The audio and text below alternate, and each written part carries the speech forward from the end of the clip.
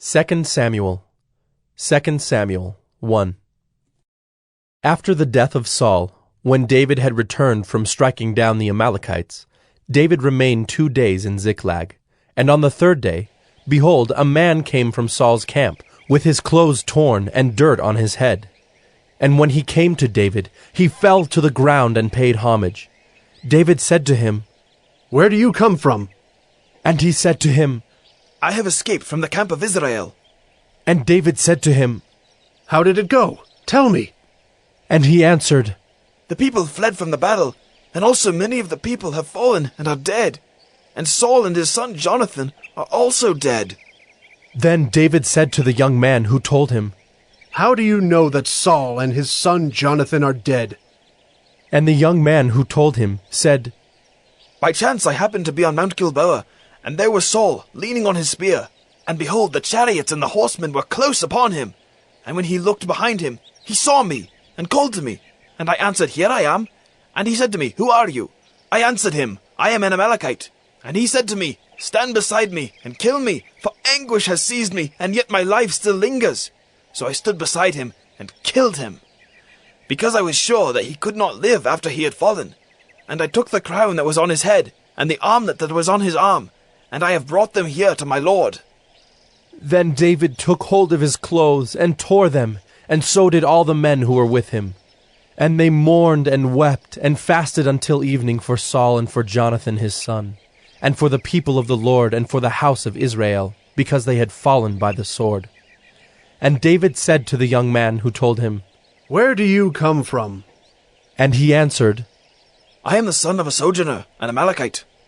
David said to him, "How is it you are not afraid to put out your hand to destroy the Lord's anointed?" Then David called one of the young men and said, "Go, execute him." And he struck him down so that he died. And David said to him, "Your blood be on your head, for your own mouth has testified against you, saying, 'I have killed the Lord's anointed.'" And David lamented with this lamentation over Saul and Jonathan his son. And he said it should be taught to the people of Judah. Behold, it is written in the book of Jasher.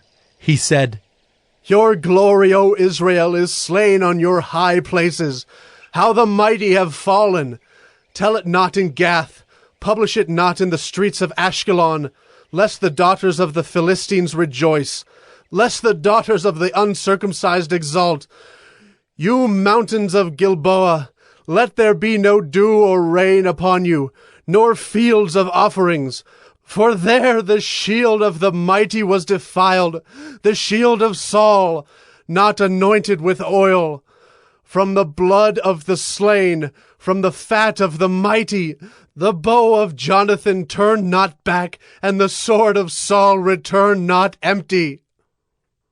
Saul and Jonathan, beloved and lovely, in life and in death they were not divided.